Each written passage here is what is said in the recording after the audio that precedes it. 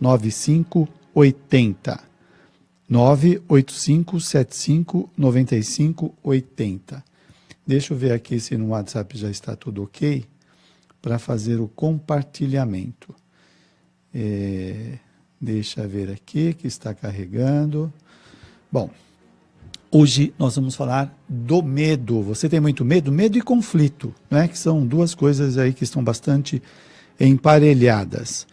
É interessante que no livro Nosso Lar, a benfeitora, me parece que é a Narcisa, ela fala que lá eles têm curso contra o medo, porque o medo, ele perturba, ele atrapalha muitas existências, e mesmo benfeitores, quando reencarnam, às vezes eles tendem a se recuar diante de algumas situações por causa do medo. Bom, isso faz parte da nossa história evolutiva, né? O medo é um mecanismo de defesa, de preservar a vida, vem lá dos nossos instintos. Só que com a sofisticação da nossa evolução, a sociedade complexa, os nossos conhecimentos, experiências bem-sucedidas, mal-sucedidas, deixam marcas no nosso psiquismo que pode transformar uma situação em pânico de ter que enfrentar aquela situação. Deixa eu acertar aqui o computador, que eu estou tentando fazer atualização. E agora sim, agora que apareceu a imagem, agora eu vou compartilhar. Não, daqui a pouco eu continuo. Bom, então, falando do medo, eu quero dar uma definição tirada do livro A Lógica das Emoções. Eu achei muito bacana, que é um psicólogo e médico, a formação desse estudioso. Ele diz o seguinte, que o medo está ligado ao futuro. É claro, você não tem medo do que já aconteceu, né? Tem medo do que vai acontecer. Então, olha só, é uma espécie de aviso sobre a possibilidade de alguma ameaça ao organismo. Uma espécie de aviso, né? O meu organismo, ou mesmo o meu psiquismo, pode ser atacado, e então há um receio disso que vai acontecer. O medo nos prepara para fugir do perigo real ou imaginário. Sentir medo é se preparar para algo que está presente, que está prestes a acontecer. Vamos repetir? Sentir medo é se preparar para algo que está prestes a acontecer. Você já identificou qual é o medo que paralisa a sua vida? Esse medo tem impedido de você fazer cursos, de participar de voluntário numa casa espírita, tem dificultado você fazer um curso superior, um curso técnico. O que ele está gerando na sua vida que está atrasando, atrapalhando, perturbando? Nesse livro de Joana de Ângeles, Libertação pelo Amor, está aqui, nós vamos falar então sobre esta questão. E a benfeitora fala que além dos problemas sociais, da complexidade da sociedade, dos estresses que nós estamos sujeitos por causa de trânsito, cobranças dentro da empresa, enfim, uma série de coisas que traz uma perturbação no indivíduo e pode gerar medos, não é? Quantas pessoas têm medo de ir ao trabalho? Você pega uma pessoa com síndrome do pânico ou transtorno do pânico, que ela não consegue. Já vi vários casos das pessoas, só de pensar em sair de casa já entra numa ansiedade muito grande. Outras, quando entram no ambiente de trabalho, ficam com medo das cobranças, não é? Então, essas marcas vão ficando ou permeando a personalidade, empobrecendo as suas atitudes ou as suas realizações na existência. E, obviamente, que isso vai trazer um mal-estar interno, um auto-julgamento de menos-valia, que deixa a pessoa mais fragilizada.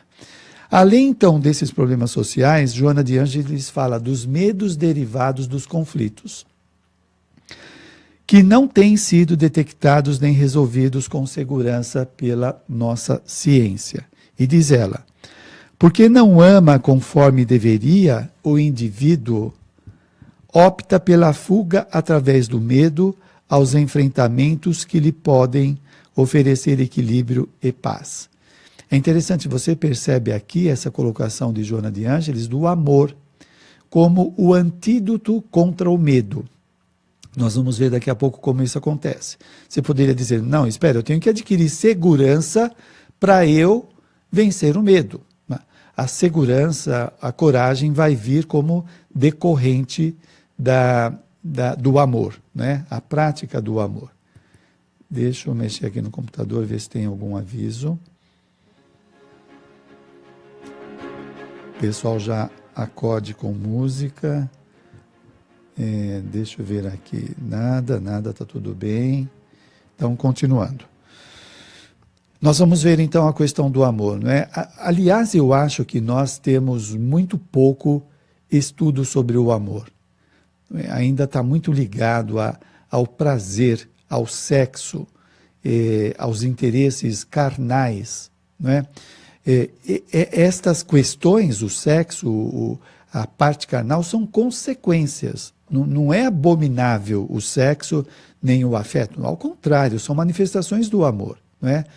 Nós que temos que sair dessas travas, desses bloqueios, desses tormentos pessoais de ter medo do sexo, do dinheiro, da realização, como coisas pecaminosas.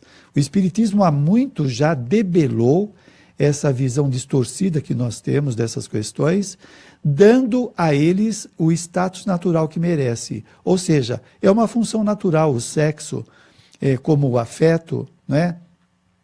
Não são coisas horríveis e pecaminosas, são as coisas ruins que a pessoa faz que traz tormento, né? Bom, mas nós vamos ver daqui a pouco a questão do amor, né? Primeiro, vamos adiantar aqui. Aturdido por conflitos psicológicos, permite-se o medo como atitude preventiva a dissabores ou a incompreensões. Continua, mas eu quero refletir isso com você. Primeiro, fala dos conflitos psicológicos. De onde vêm os conflitos psicológicos? Da onde você imagina? É uma coisa que você já nasce com eles? É algo que você adquire durante a vida? Como que você interpreta isso? Imagina o seguinte, que você tem um valor. Honestidade. É uma coisa que você adquiriu, que você aprendeu, que é importante. Aí você está numa empresa e aparece alguém querendo vender um produto, né, para a sua empresa e oferece, e ele te suborna, né? Ele quer que os produtos dele tenham preferência sobre os outros e ele te oferece coisas. Nesse momento você fica no impasse ou num conflito. O conflito são oposições, são situações diferentes que se batem. De um lado você tem a honestidade e de outro você tem o suborno, o desejo do dinheiro, né? Então, se você for uma pessoa madura, você resolve isso em 2 tempos, a honestidade prevalece. Se você estiver titubeante, e aí vem aqueles argumentos sociais, né, os chavões que a gente escuta, mas se você não for atrás dos seus interesses, o empregador vai atrás do interesse dele. Você tem que pensar em você. Se estão te oferecendo é que não tem problema, não foi você que foi atrás. Essa pessoa ainda não tem muito bem solidificados os valores morais. Ainda tem a sua imaturidade ou os seus desejos prevalecem sobre essa moralidade. Bom, então, este é um exemplo de conflito. Eu estava falando do sexo, quer ver um outro conflito? Você sente desejo sexual pela sua parceira, pelo seu parceiro. E ao mesmo tempo, internamente, você tem um valor religioso distorcido, no qual você entende o sexo como pecaminoso. Então fica uma briga entre o desejo do sexo e a ideia de pecado. Isso causa um impasse dentro do indivíduo, que é o conflito. Percebe? Agora, nós podemos também nomear o conflito como uma perturbação. Então, você tem uma perturbação, você pode se sentir, por exemplo, inferior aos outros. Isso é um conflito pessoal. Você pode se sentir rejeitado pelas pessoas. É um conflito pessoal. Entendeu? Então, o que diz aqui Joana de Ângeles? aturdido, atormentado por conflitos psicológicos, tormentos pessoais, permite-se o medo como atitude preventiva a dissabores. Ele se permite o medo como prevenção. O medo ele pode prevenir em determinadas situações. Por exemplo, se você vai sair à meia-noite da sua casa de carro para ir em algum lugar, você tem o medo que aconteça alguma coisa. Então é um medo que preserva a sua vida, né? Nesse caso do conflito, o indivíduo se permite esse medo, ele adota o medo, ele vive esse medo de forma mais intensa, né? Então, continuando aqui. O medo como atitude preventiva a dissabores ou a incompreensões, aquartelando-se nas suas sombras. Ele fica detido no medo. Então, não é um medo de cautela. Opa, espera aí, eu vou sair agora na rua, deixa eu ver se não tem ninguém para eu poder sair, né? Então, é uma cautela, é uma precaução. O indivíduo atormentado, que tem conflito, ele vive o medo o tempo todo, não é momentâneo, percebe? Então, obviamente, que isso causa um sofrimento muito grande na personalidade. Então, continuando aqui. Sem viver em plenitude, evitando as experiências que podem contribuir em favor da sua autorrealização. Então, você está num emprego que você gosta e sugeriram para que você fizesse uma pós-graduação para você poder ter ascensão na empresa e se realizar. E tem que fazer um curso à noite, mas o medo não deixa. Você fica com medo que vai ser assaltado, que vai acontecer alguma coisa, que é muito tarde, não sei o que lá. Eu já encontrei várias pessoas com este medo de trabalhar no centro espírita à noite. Não é? E a confiança em Deus? E aí alguém pode dizer, mas espera, você está saindo da realidade. Existe um perigo real. Sim, existe um perigo real nessa sociedade conturbada. Mas a fé não se sobrepõe? Ora, vamos tomar cuidado, é óbvio, vai se preparar, veja como que você vai fazer o trajeto da sua casa até o ônibus ou o carro, você vai com precaução, mas tem que ter fé também. Excetuando se for um lugar muito perigoso, é diferente. Mas, de modo geral, o clima social, ele causa uma certa insegurança, mas existe a questão da fé, existe a confiança em Deus, a proteção dos benfeitores espirituais, senão ninguém sai de casa, não é? A mesma coisa com relação à doença, o médico, se ele for muito temeroso das doenças que ele vai mexer, ele deixa de exercitar a sua profissão. Então, esta dose, esta fé, e muitas vezes pode acontecer coisas que não são tão graves, mas que fazem parte da complexidade da existência, né? Agora, vamos pensar nesse sujeito que quer ter uma ascensão profissional e não faz um curso de pós-graduação ou capacitação por causa do medo. A vida dele fica empobrecida. Percebe? O indivíduo também, por exemplo, é convidado no centro espírita a dar aula, ele tem facilidade de entender os textos, de expor ideias, e ele não se candidata porque ele tem medo, achando que ele não vai falar coisa com coisa, que ele vai ter um branco, que as pessoas sabem mais do que ele. Todos os medos que todo mundo tem, não é? Quando vai começar a dar palestra. Eu, quando comecei a dar palestra também, eu ficava preocupado, e se alguém no auditório fazer perguntas que eu não sei? Como se eu tivesse obrigação de saber todas as respostas. Eu não tenho. Eu tenho obrigação de saber as respostas, ou obrigação relativa daquilo que eu estou estudando, não é? Mas com o tempo a gente vai aprendendo, a gente vai ficando mais maleável. Então você não tem mais receio de dizer, eu não sei isso, vou pesquisar. Você não precisa chutar, que não é adequado chutar, porque aí realmente você pode ficar ansioso e se perder na sua palestra. Bom, continuando.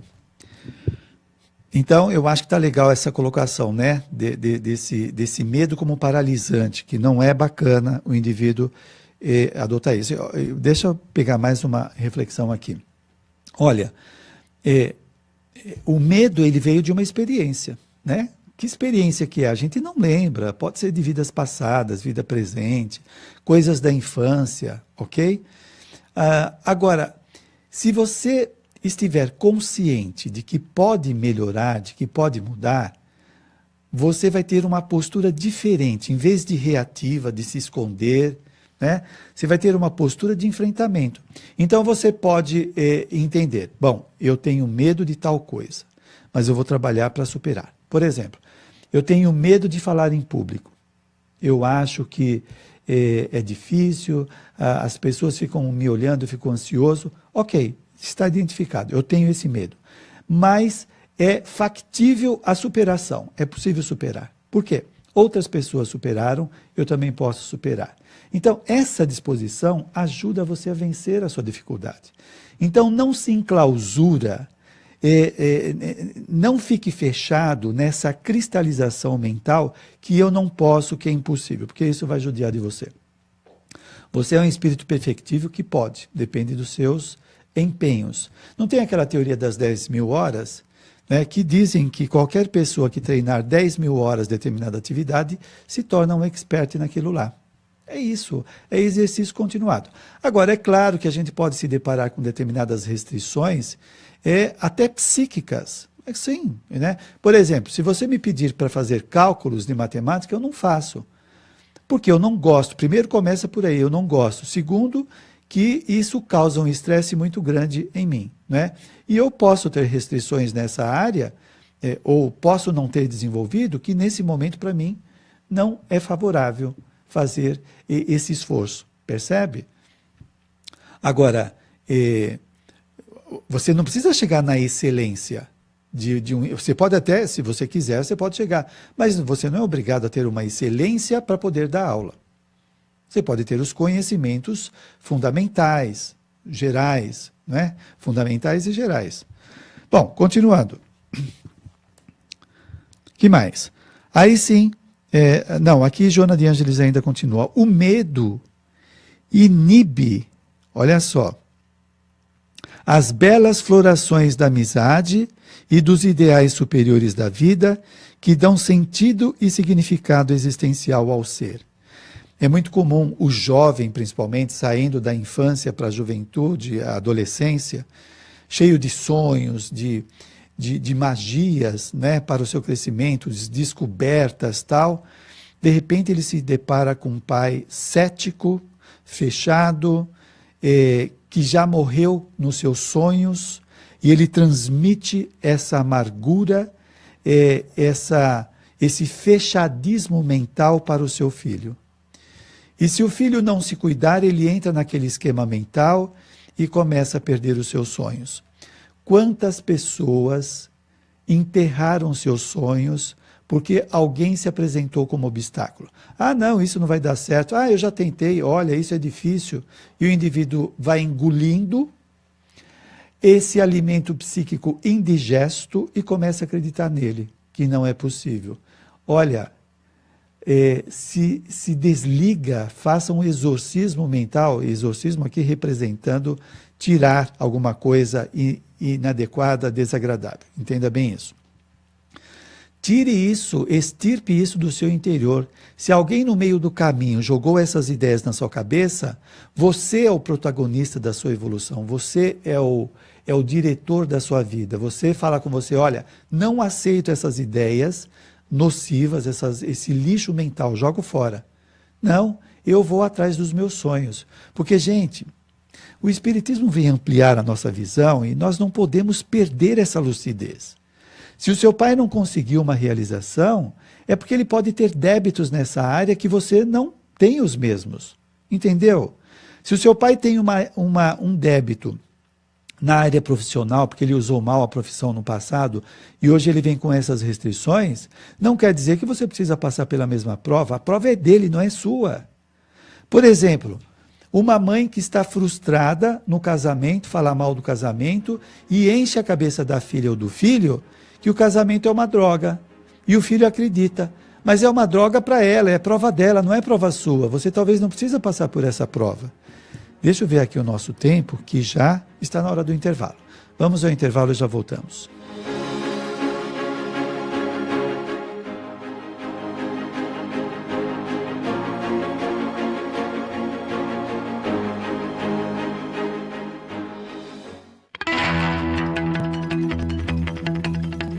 portador do vírus HIV. Que é portador do vírus HIV. E se fosse possível levar esperança para milhares de pessoas?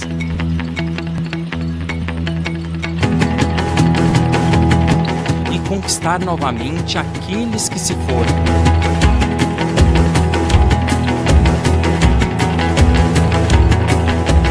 Como é possível mudar de vida sem recorrer ao suicídio? E se pudéssemos salvar vidas e o mundo melhorasse para todos nós? Juntos nós podemos. Invista neste canal. Invista em um mundo melhor.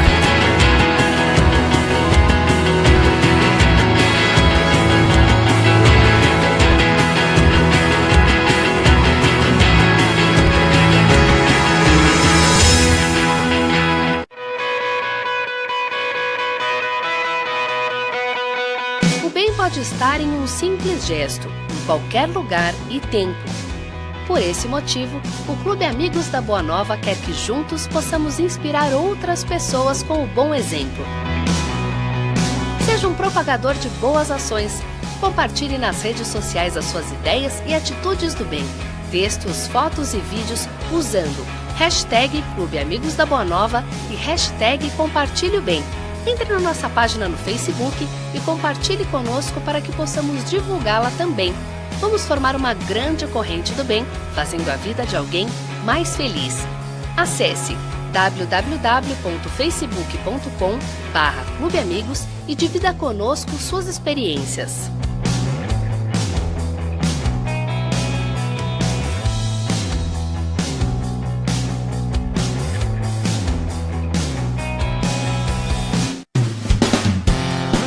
Confira a nova edição da revista digital Difusão FEAL, que está no ar e agora disponível no Portal do Espírito. Os desafios de ser mãe, o significado da maternidade na vida das mulheres, os conflitos e os medos, os diferentes lados desse papel. Os benefícios de fazer o bem, o que mostram os estudos a respeito do poder da gentileza. Conheça as vantagens de se comprar em sebos. Conexão Espiritismo. Existe espiritismo por trás da cultura pop? Confira ainda as novidades da Fundação Espírita André Luiz. Sócios ainda conferem uma matéria exclusiva. A vida além da Terra. Os estudos e descobertas sobre outros planetas.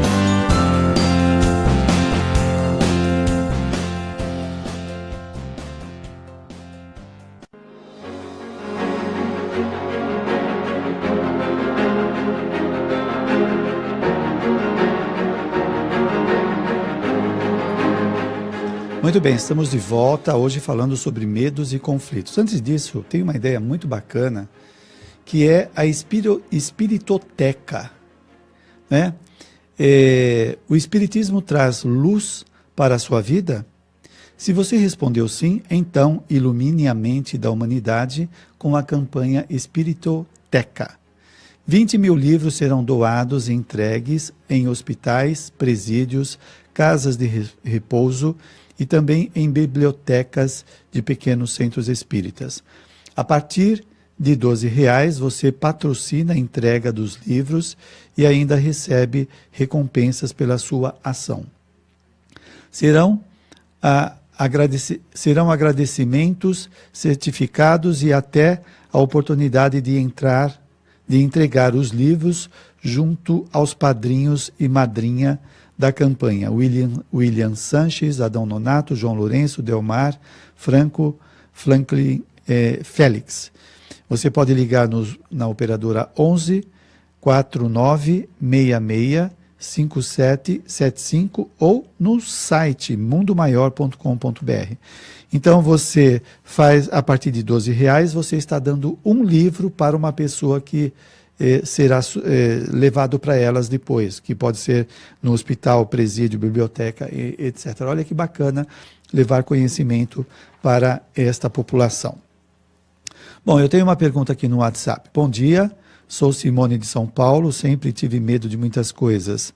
Consegui dirigir com 37 anos, então você venceu essa etapa. Sou formada em psicologia há 13 anos, tenho 3 especializações e um MBA, mas tenho muito medo de trabalhar na área e não ser boa profissional.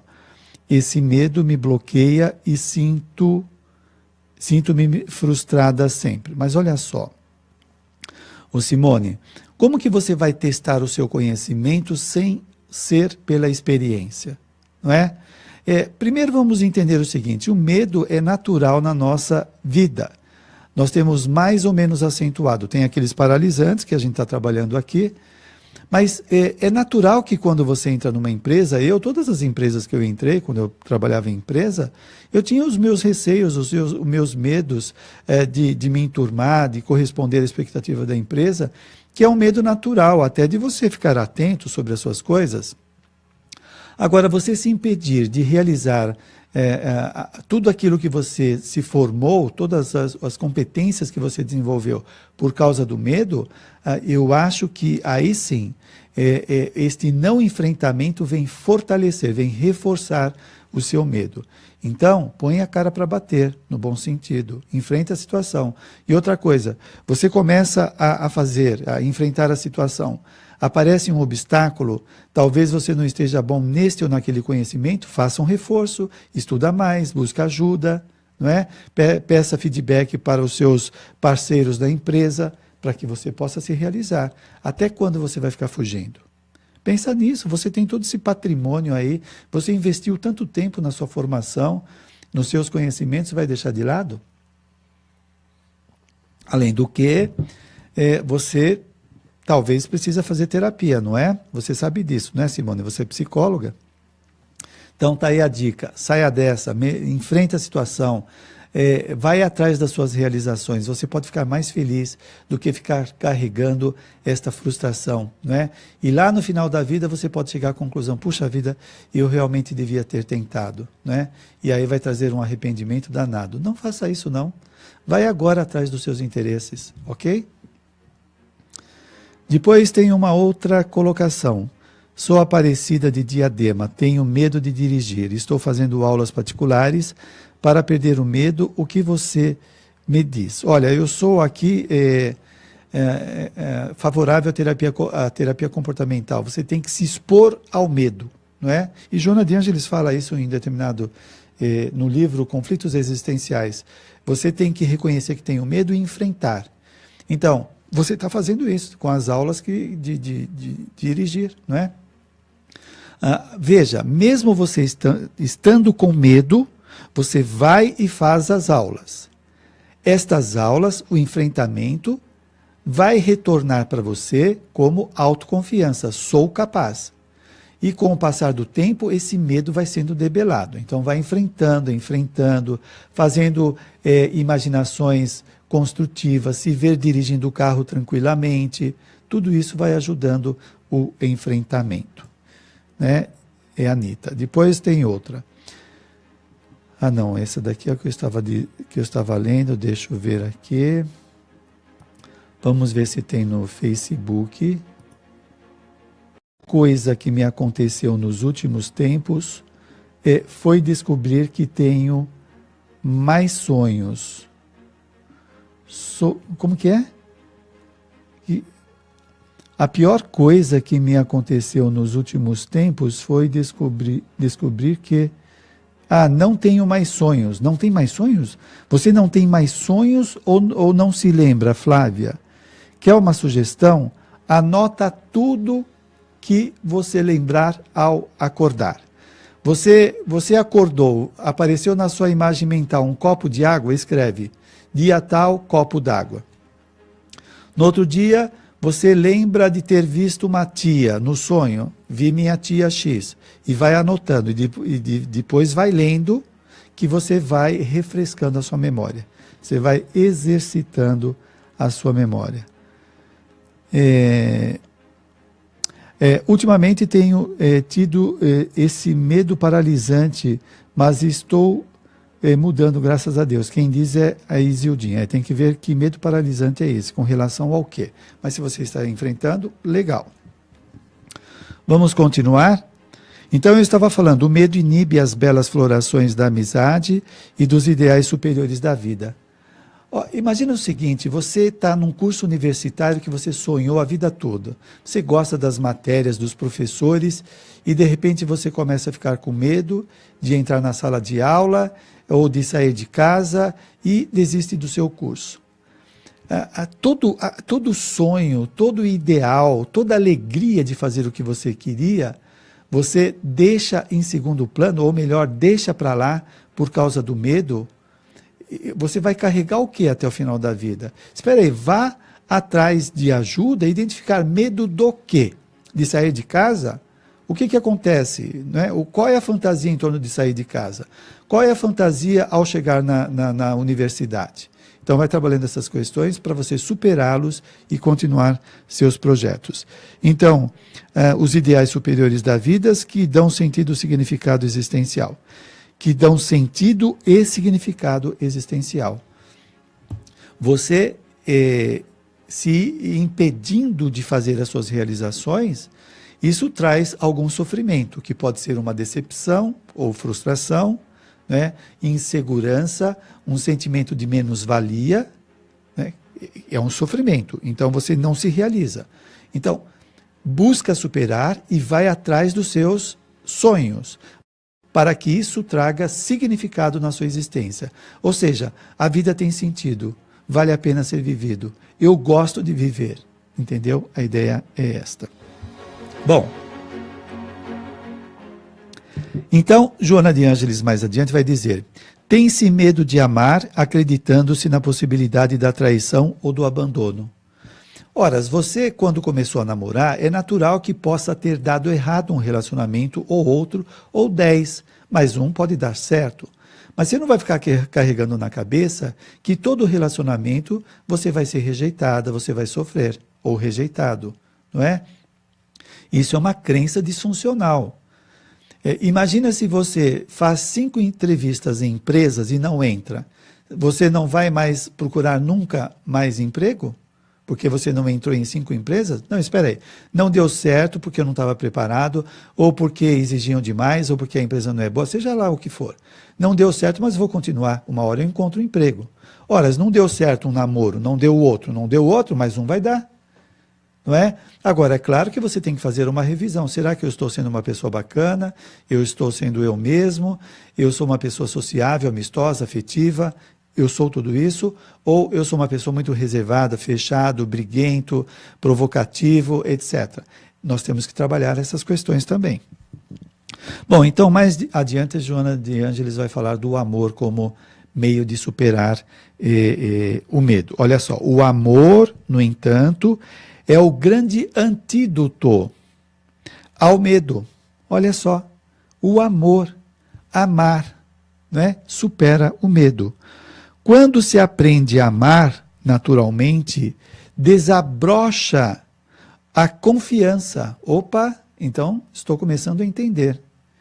O medo é um estado de sofrimento, é um estado de perturbação.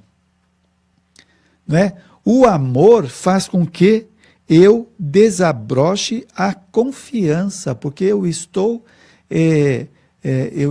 exercitando, doando uma coisa boa, que me faz bem. Então, desabrocha a confiança e a alegria da convivência. Faz-se natural. Alegria da convivência. Ampliando os sentimentos de lídima afeição. Ampliando os sentimentos, já expande. Quando nós estamos muito alegres, confiantes, nós somos mais senhores de nós mesmos. Nós somos mais autoconfiantes. Então aí o medo começa a diluir com a prática deste amor, né? Porque no amor nós estamos nos expondo em contato com o outro, no afeto com o outro, dando afeto, recebendo afeto.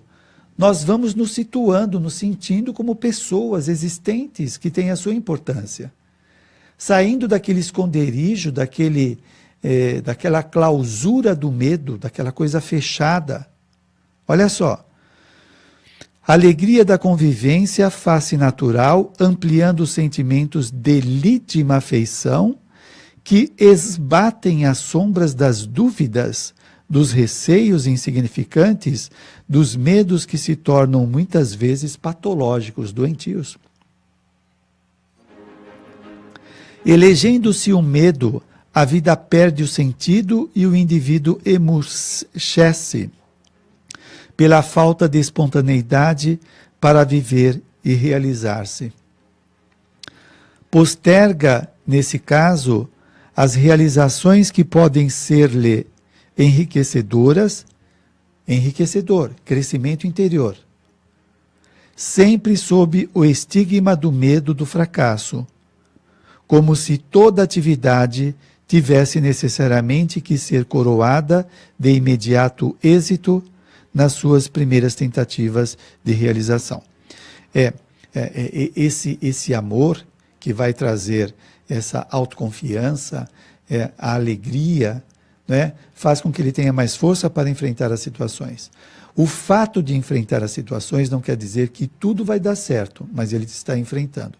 Eu costumo sempre dizer aqui a palavra do Nathaniel Branden, que é um estudioso da autoestima. Ele fala, para você ter autoestima alta, não precisa ter sucesso em todas as realizações, mas enfrentar. Entendeu? Você enfrentando a situação, pode não dar certo, mas você enfrentou. Esse enfrentamento é que traz a autoestima. Então, como está dizendo Joana de Ângeles, nem todas as coisas vão ser realizadas, mas você esteve lá, enfrentando. Vamos repetir? Posterga, nesse caso, as realizações que podem ser enriquecedoras, sempre sob o estigma do medo do fracasso, como se toda atividade tivesse necessariamente que ser coroada de imediato êxito. Não é. O insucesso é a experiência que ensina como não mais se tentar o labor dentro do esquema que deu errado. Tentei, não deu certo, aprendi que isso não preciso repetir, não é? Agora, você pega a pessoa negativa, o que ela faz? Ela escracha a si mesma. Eu sou incompetente, eu sou um lixo, eu não valho nada, eu não tenho jeito, eu não tenho jeito mesmo. Gente, essa pessoa precisa de obsessor? Eu acho que nós temos uma pessoa no telefone. Tem alguém no telefone? Não, desculpa. A pessoa acho que estava aguardando. Então, a pessoa fica se escrachando de tal modo, não é, que ela vai fazendo mal a si mesma. Isso não ajuda em nada, isso não é uma crítica construtiva, não é?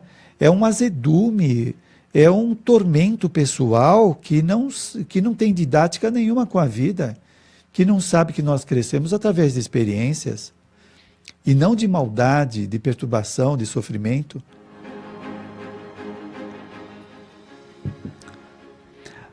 Vamos ver aqui, mais adiante. Joana de Ângeles fala, o ser encontra-se no processo de evolução para ser feliz. Não fica batendo em si mesmo, se maldizendo, se menosprezando, subestimando, porque você não aprendeu alguma coisa. Tenha tolerância com você, o que não quer dizer negligência, é tolerância. Puxa vida, eu tentei, não deu certo, ainda não estou conseguindo, vou tentar novamente. Olha, gente, às vezes eu vou dar uma palestra, eu vou escrever alguma coisa, e eu pego um texto, eu não entendo na primeira leitura, na segunda, na terceira, às vezes eu tenho que ler 4 vezes para entender. Um texto, uma ideia. Percebe? Quando eu comecei a escrever o livro Desafios de Mudar, tinha assuntos que eu começava a escrever e não ficava muito claro. Às vezes, depois de uma semana, que eu voltava no texto, que eu refletia novamente, que eu começava a entender a ideia de algum texto que eu tinha lido para fazer aquele capítulo. Percebe? A mesma coisa, os cursos que eu dou da série psicológica de Joana de Ângeles, eu pego o livro dela, não é uma leitura só não, é muita leitura e muita pesquisa, para poder assimilar aquilo lá. Ora, se eu tivesse desistido da primeira leitura, falar, não, isso não é para mim, eu não tenho competência. Se for considerar a primeira leitura, eu não tenho competência. Né? Mas essa competência vai se criando através de várias leituras. Então, eu vou assimilando, eu vou entendendo, vai tendo sentido a leitura que eu estou fazendo. Aí sim, né? E eu sou chato quando eu vou dar um curso, uma palestra, porque eu quero compreender para mim primeiro, para eu poder explicar. Se eu não entendo, às vezes eu pego um capítulo que eu leio e falo, legal, esse daqui dá para eu fazer uma palestra. E eu coloco lá na minha lista de palestra. Aí quando eu vou ler novamente, eu vejo que está muito complicado, eu tiro, porque eu não domino ainda aquilo lá, não adianta eu dar palestra. Né? Então, tem que persistir. Deixa eu ver aqui, que parece que tem mais uma pergunta. Bom dia, tenho um filho que vai completar 3 anos e fica falando que é menina e ele se refere a ele sempre no feminino. Gostaria que o senhor me falasse sobre esse assunto. Eu fico pensando no futuro, peço a Deus que me dê vida e saúde para estar ao lado dele, pois o meu único medo é que ele sofra com a homofobia que existe. Amo demais e vou estar sempre do lado dele. Se você não puder falar no programa, me mande uma mensagem, por favor. Olha, ele tem 3 anos de idade, ele precisa de acolhimento, de afeto, de conversar bastante com você. E você precisa entender de onde que ele está trazendo essas ideias, porque ele é um menino e se vê como menina. A gente pode, claro, suspeitar da homossexualidade. Aí tem o aspecto reencarnatório, ele já pode ter nascido com essa tendência, essa orientação, mas é importante você conversar bastante com ele para ver se tem alguma influência do ambiente. Às vezes ele vê a irmã brincando com boneca, ele quer ser menina, precisa entender mais, precisa conversar mais com ele, ter acolhimento e muito amor, não é? Como qualquer filho, como qualquer situação, ok? Qualquer coisa, volte a falar conosco.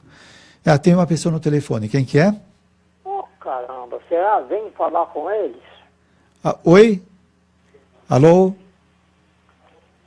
Alô? Alô, senhor Mário Márcio? Pode falar. Bom dia. Bom dia. O senhor Mário Márcio, o senhor devia ter mais horário para falar, viu? Porque eu estou gostando demais de ver o senhor falar, viu? Muito obrigado. O senhor obrigado. não ajuda só a mim, não. Tem mais gente aqui escutando e está gostando de ver o que o senhor fala, o senhor entendeu? Que bom, fico contente. O senhor sabe por quê? Com... O senhor já me ajudou como é que fala? Eu perguntei para o senhor, olha, sobre a pessoa sentir, tem hora que eu sinto um negócio no corpo que eu não quero estar perto de ninguém, quero estar isolado. O que eu faço, por favor, para ficar livre disso? Mas que sentimento que é? Não, aí que tá, senhor Mário Márcio. Eu sinto isso e aviso a esposa. Não tô bom. Entendi. Eu vou ficar só, calado, e vou pedir a Deus e a Jesus a proteção divina para me sair dessa. Porque isso aí, quando eu tinha 14, 15 anos, eu vivia perto do meu pai, maior tempo perto do meu pai. Nunca falei nada para ele, mas eu sentia. Olha, só um minutinho. Entendeu? Só um minutinho, o programa tá terminando, eu vou te responder e a gente já encerra aqui. Olha, toma contato com esse sentimento. Às vezes é uma indisposição física, indisposição psíquica, às vezes é uma influência espiritual. Seria interessante você tentar identificar se é espiritual, fazer uma prece, se é comportamental, às vezes alguma lembrança, você pode ficar angustiado, e aí tem que trabalhar, descobrir de onde vem essa ideia, né? Toma contato, tenta entender o que está acontecendo para poder resolver. Volta a falar comigo para a gente ter mais tempo. Infelizmente o tempo acabou. Muito obrigado a todos, tenham uma boníssima semana. O livro que estudamos foi Libertação pelo Amor, do Divaldo Pereira Franco. Um abraço a todos. Você ouviu Deus e Soluções.